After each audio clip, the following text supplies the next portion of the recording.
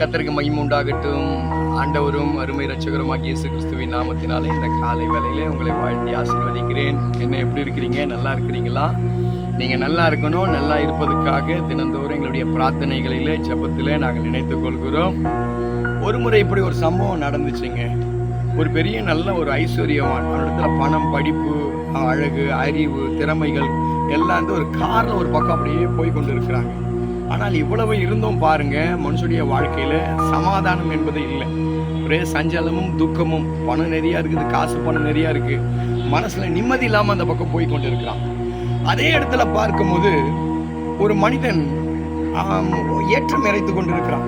அவனுடைய வாழ்க்கையில அவன் மேல் சட்டை கூட இல்லை, அரைக்கால் சட்டையை போட்டுன்னு அதுக்கு அவன் வேலையை சந்தோஷமாய் பாட்டு பாடிக்கிட்டு அவருடைய வேலையை செய்து கொண்டிருக்கான். அப்படி போனவர் என்ன பண்ணாரு, அந்த மனுஷனை பார்த்து அப்படி நின்றுட்டாரு. நின்று இந்த மனுஷனிடத்துல ஒண்ணுமே இல்லை, ஆனா இவ்வளவு சந்தோஷமா இருக்கானே, என்ன ரகசியம் கேட்கலாம் அப்படின்னு சொல்லி அப்படியே இறங்கி, ஐயா நீங்க இவ்வளவு சந்தோஷமா இருக்கிறதுக்கு என்னங்க காரணம்? இவ்வளவு சந்தோஷமா இருக்கிறீங்களே, உங்களுக்கு கஷ்டமே இல்லையா? இவ்வளவு சந்தோஷமா இருக்கிறீங்களா அப்படி சொல்லி கேட்கும் போது, எனக்கெல்லாம் கஷ்டம்லாம் இருக்குங்க, ஆனா என் வாழ்க்கையில சந்தோஷத்துக்கு குறைவு இல்லை.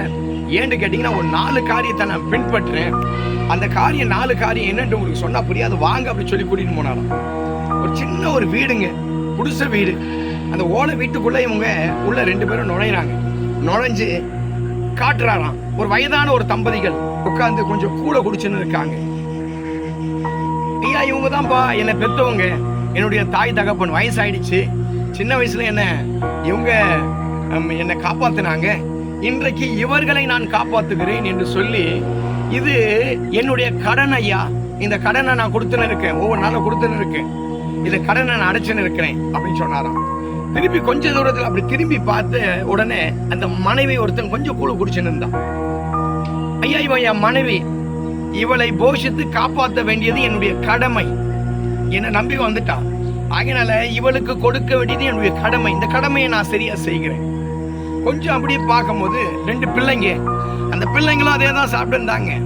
ஐயா இதை பாருங்க, நான் பெற்றெடுத்த 2 பிள்ளைங்க, இந்த பிள்ளைகளுக்கு இன்றைக்கு நான் இதை கொடுக்கிறேன், இது நாளைக்கு எனக்கு பலன் தரும், இது பேர் சேமிப்புங்க. கொஞ்சம் அப்படி திரும்பி பார்க்கும்போது ஒரு வயதான அக்கா உட்கார்ந்து இருந்தா, விதவையா இருக்கிறா.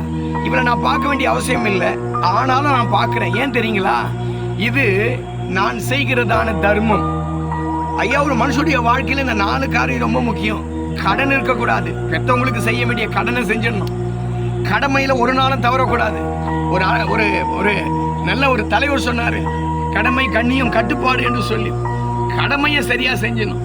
3வது, நீ 10 பைசா சம்பாதிச்சாலும் அதுல ஒரு சேமிப்பு நிச்சயமாக ஒரு மனிதனுக்கு இருக்கணும். எல்லாவற்றுக்கும் மேலாக நாம இந்த உலகத்தை விட்டு மரிக்கும் போது ஒன்றையும் கொண்டு போவதில்லை. அழகாய் பகவத்கீதையில சொல்லப்பட்டிருக்கிறது, எதை கொண்டு வந்தாய் கொண்டு செல்வதற்கு என்று சொல்லி. அதனால எல்லா மதமும் அதேதான் சொல்லுகிறது, நாம் எதையும் கொண்டு போகிறது இல்லை, நாம் செய்கிற தான தர்மங்கள் நம்ம இடத்துல வரங்க. அதனால இந்த 4 விஷயங்கள் ஒரு மனிதனுடைய வாழ்க்கையில இருக்கும்போது அந்த மனுஷனுடைய வாழ்க்கையில சமாதானத்துக்கு அளவே இருக்காதுங்க. ஆகினால்தான் என்னுடைய வேதத்துல ஒரு வார்த்தை சொல்லப்பட்டிருக்கிறது, என்னுடைய சமாதானத்தையே உங்களுக்கு வைத்து போகிறேன். ஆண்டவராகிய இயேசு கிறிஸ்து இந்த காரியத்தை செய்தார். அவர் தன்னுடைய கடனை அடைத்தார், கடமையை செய்தார், அவர் தன்னுடைய ஜனங்களுக்கு நன்மையை செய்தார். எல்லாவற்றுக்கும் மேலாக அவர் தான தர்மங்களில் இந்த வேதத்தில் அதிகமாய் சொல்லப்பட்டிருக்கிறது. ஆகினால்தான் அந்த இயேசு கிறிஸ்துவின் சமாதானம் நம்முடைய வாழ்க்கையில இருக்கும் போது ஒரு குறையும் நம்முடைய வாழ்க்கையில இன்றைக்கு ஒரு குறையும் படாதுங்க. ஆகினால பிரியமானவர்களே, இந்த 4 காரியங்களில நம்மளுடைய வழிகளில நம்ம நடப்போம். நிச்சயமாய் எல்லாவற்றுக்கும் மேலாக என் வேதத்துல என் இயேசுவை பற்றி சொல்லப்பட்டிருக்கிறது, அவர் சமாதானக்காரர் என்று சொல்லி. அந்த சமாதானக்காரனர், அந்த சமாதானத்தின் பிரபு, அந்த சமாதானத்தின் ராஜா நம்முடைய முழுமையான சமாதானத்தை நமக்கு கொடுத்து நம்மை நடத்துவார் என்பதில் சந்தேகம் இல்லை. உங்களுக்காக நான் ஜெபிக்கிறேன். நல்ல பிதாவே, இயேசுவின் நாமத்தினாலே இந்த 4 ஸ்தோத்திரம்.